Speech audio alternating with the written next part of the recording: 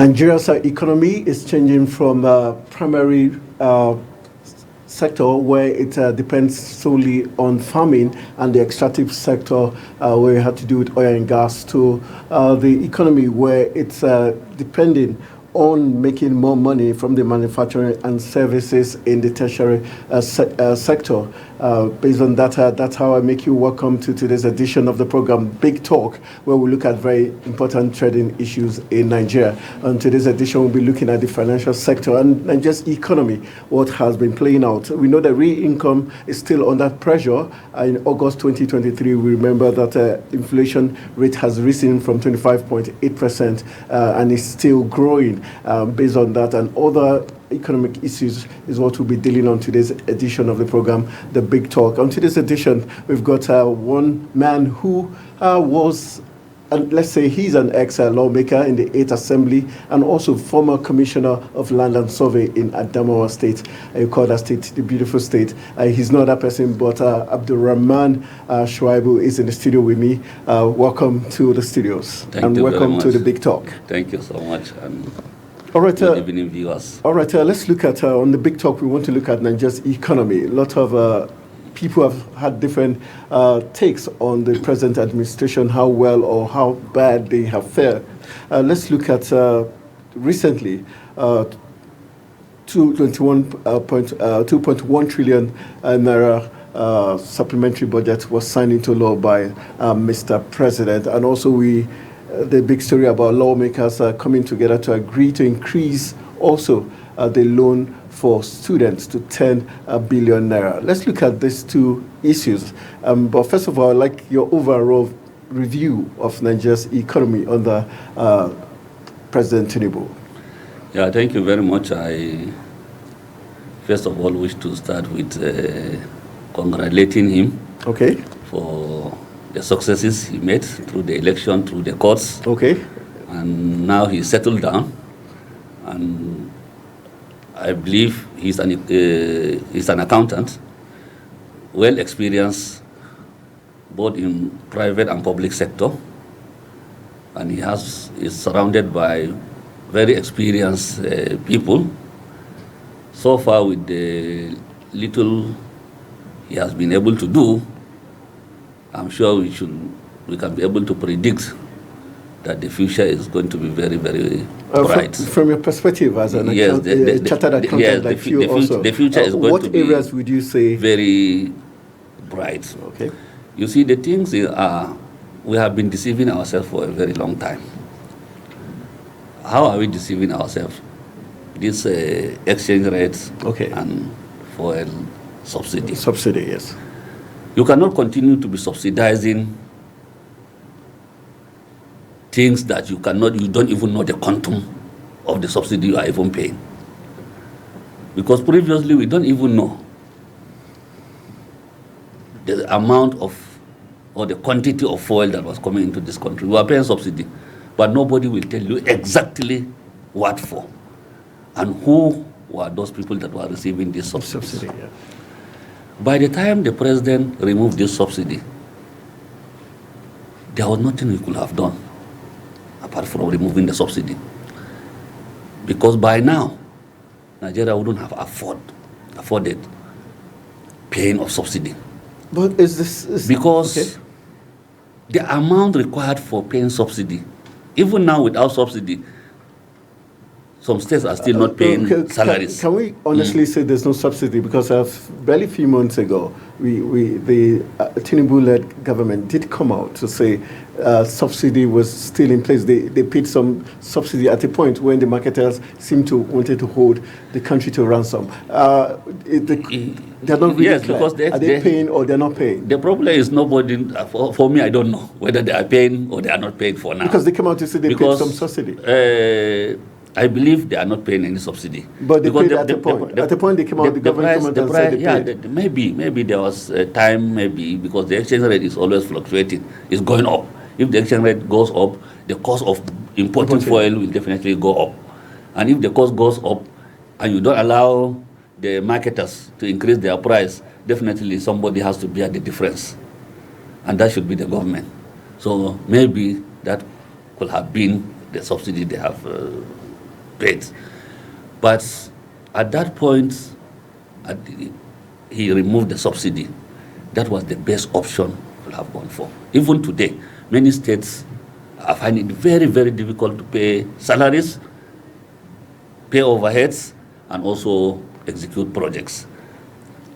If we are paying subsidy, you see the difference between when we were paying subsidy, the FAC allocation to states, and now, you see there is a lot of difference. It has definitely gone up. Okay. This is number one from the subsidy side. Okay. From the exchange rate side, what were we doing? We were selling dollars to speculators. They are not even speculators, and people have turned dollar into a store of value. Before, we used to put deposit accounts in banks in Naira, buy gold, buy houses, and these people have stopped because it's more profitable for you if you have contact with the CBN, you can be able to get dollar. You buy dollar at, 400 and something, you store it. And now it's about 1,000 Naira or so per dollar. Because we didn't have anything to support the dollar. The economy was not strong enough, was not performing enough to be able to support the value of the dollar, of the Naira. Okay. You import virtually everything.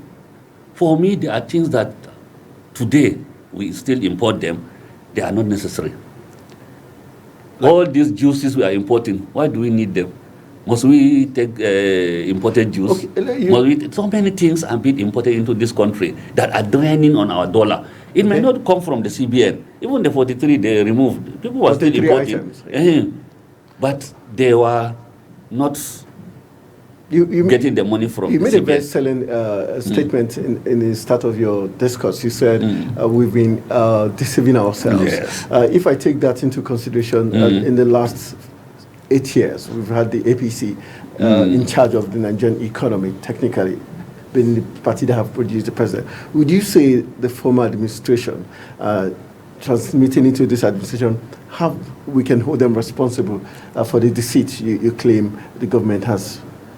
No, actually, the deceit did not even start 8 years ago. It started long time ago. But why did we have been afraid? Maybe the labor will go on strike, this will happen, this will happen. Sometimes as a government, we have to be decisive.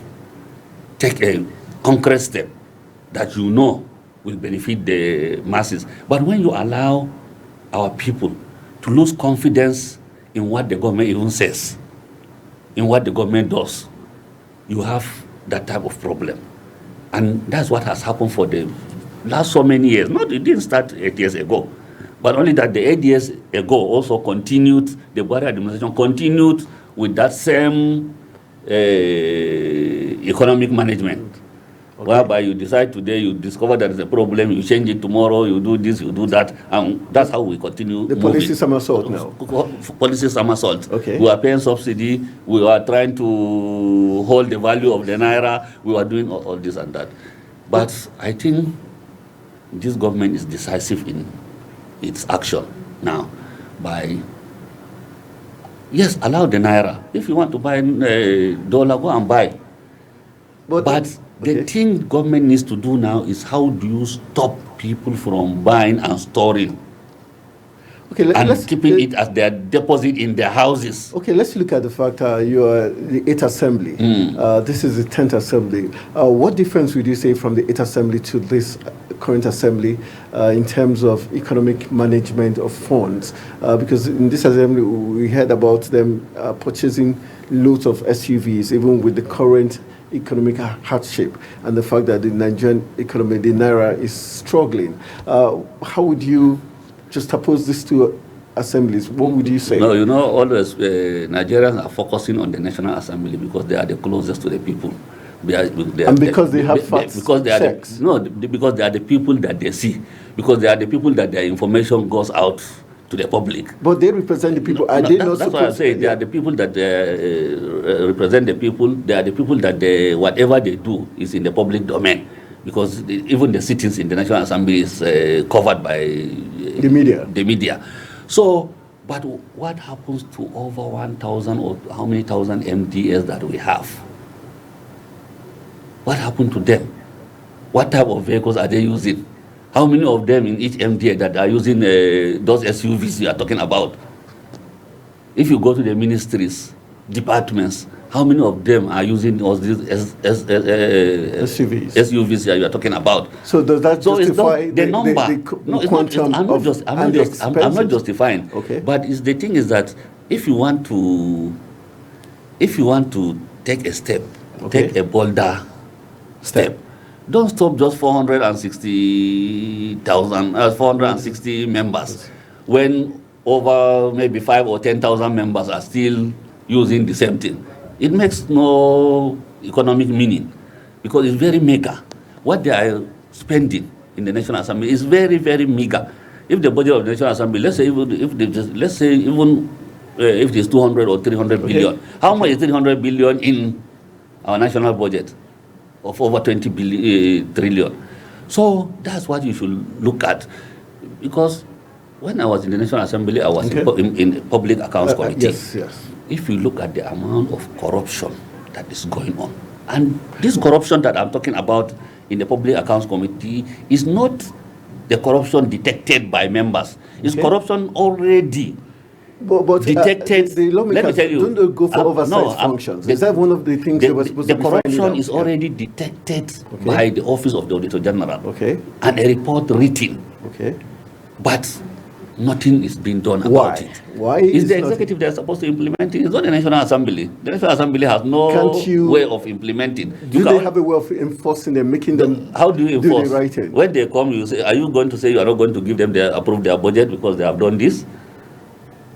And the thing is that how bad is the corruption you notice? It's a lot. I advise this government to go back and look at previous audited accounts of MDS. From which year? What year? Previously, many years back, or even let them take from the recent years, they will discover that there is a lot of leakages. Which are the specific areas you can point out?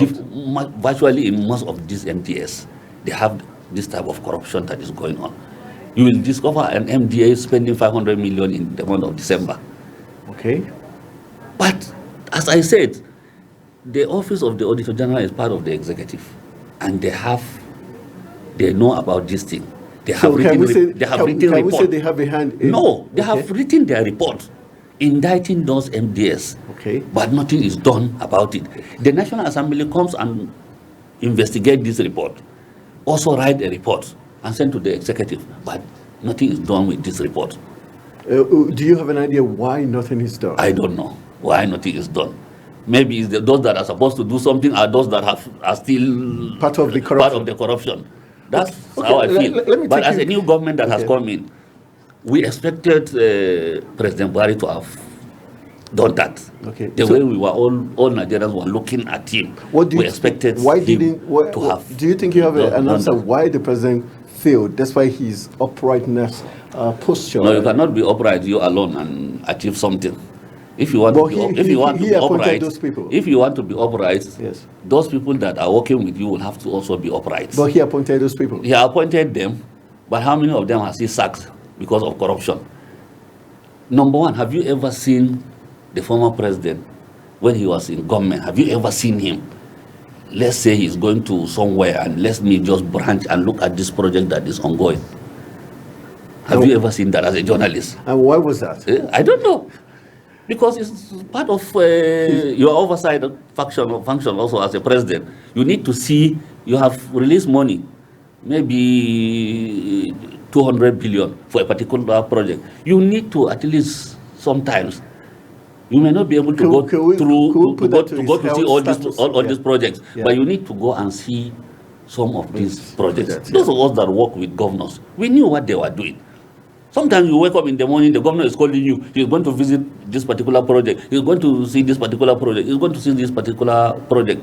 And I believe that's how government should work. You should see, because sometimes if you see yourself, when they come for additional release of funds, you will not release the money because you know that the work has not been done. So looking at this present government and being a member of the All Progressive Congress, would you say the APC has done Nigeria well? You made a comment that the previous president didn't take time to see some of these programs unannounced. Yes. And we could put that that's down to his health status. Do you think the APC is also right, giving us this new president? Do you think he's fit enough to do what you've just asked? You see, the thing is that by the time the APC came in 2015, the country has degenerated into a serious... But they promised that was what they were going to do. A serious crisis. They made promises. Did they keep to it? Well, you see, sometimes when you make promises from what you have not known, you don't have much information on. When you come into government, when you are outside, the way you see it is different from when you are inside. When you come inside, you discover that those things you are saying, you say there is no subsidy, but you come, you discover, yes, this petrol is actually coming at this cost, and the marketers are selling it at this cost. Definitely, there has to be subsidy. Even though APC said there was no subsidy before 2015, but when it comes into government, they discovered that, yes, there was subsidy, definitely, and you have to pay. So that's how it works. Sometimes, that's why sometimes it's not good to make promises. Okay. Yes. It's always good for people not to work on politicians' promises, but they should work on what have they achieved in their previous life that they have done. Even if you are in the private sector, yes, you must have been doing something. How was the company that you are running? How did it feel? How is the people that are related to you or from your area? How have you been able to help them? Those living around where your business is located, how have you been able to impact on them? How has your business been able to impact in terms of employment, in terms of job ethics and other things? So you have a way of assessing people different from what they promise, because many people in politics promise what they don't even know about. So it's only when you come into government you discover what you are saying is actually not the reality on ground.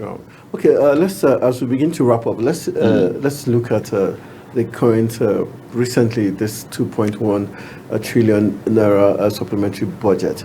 Do you think it's called for, and has the government showed enough political willpower to change the fortunes of Nigerians? We're told that the refineries will be, rehabilitated and they will come back to full force in order to cushion the effect of this continuous fuel hike in price. What's your take on these issues concerning? Yes, from the pictures I've seen recently on the refineries, I don't know whether they are correct or not. I think a lot of work is going on in those refineries. But the time frame given, is it realistic? So, well, I don't know, because I'm not an expert in that field. So if the expert says they are going to finish it in 3 months, I assume it should be 3 months, because as an expert, or you should be held liable if you don't do what is right, if you deceive people, because you should know. You should be able to estimate. Yeah, it may be plus or minus, but as an expert, as somebody who is knowledgeable in that field, you should be able to say this. When I was in the private sector in my company, before the end of the month, I was able to estimate how our performance was going to look like, because of the vouchers I signed, the purchases we do, and the sales that we make on daily basis. I was able to estimate, not accurately, but close to the actual figure of our performance at the end of the month. So the same thing, if you are an engineer, you are working on the refinery, you should be able to estimate when you will be able to complete the rehabilitation. But other things, you see, sometimes we blame also contractors, we blame our engineers, sometimes this blame is not supposed to be on them. Because we discovered that, the blame should be on a road is budgeted, a road is given, a contract is given for a construction of a road for 24 billion. At the end of the month, at the end of the year, they budget 600 million. They release maybe 200 million. And what do you expect the contractor to do? If he tells you he's going to finish the road in 3 years, and you want him to finish it in 30 years, because through your budgeting, through your releases, you want him to finish it in 30 or 40 years. But from the contract he signed with you, he said maybe 3 years. So that one you cannot hold him responsible. So we also need to look at our budgeting processes. We don't need to, if you look at this Abuja, you see so many road projects are going on, right from more than 8 or 12 years ago. Why can't you start one and complete it?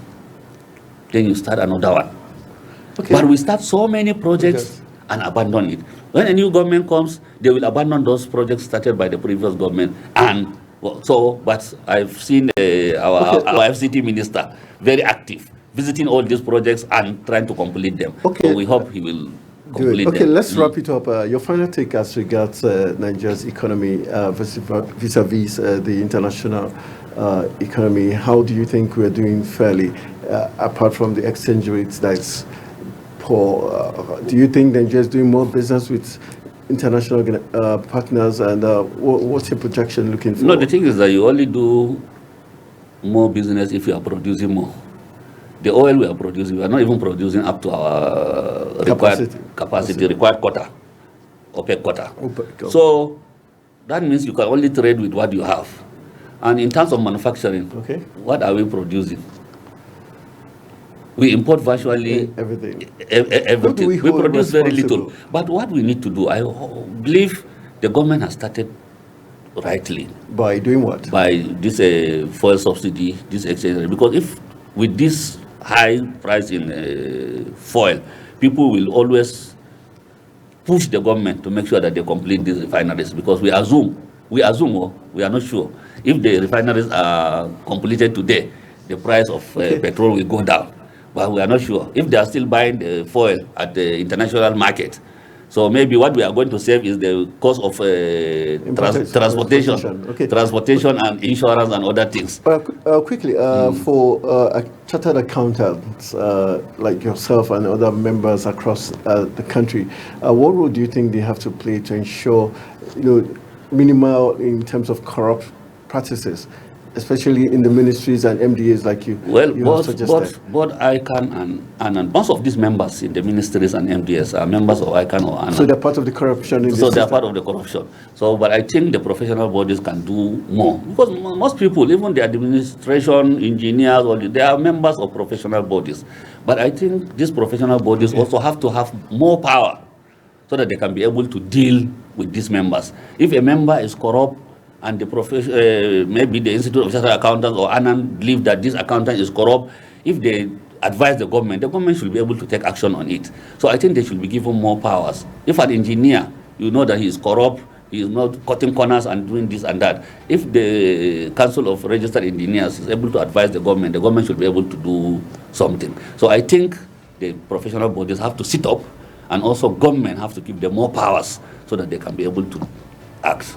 All right, that's how we're going to call it a wrap on today's edition of the program, Big Talk on Global Television. My name is Anthony, and my guest who has been resounding his analysis has been no other person but a former lawmaker in the 8th Assembly. His name, Abdulrahman Shuaibu, who is also a former commissioner of lands and survey in Adamawa State, and also a member of different committees while he was in the House, one of them being public accounts, and that's why he had so much to say as regards the corruption in the MDAs and across board. On that note, we call it a wrap on today's edition. Let's do this again. Join me on next episode.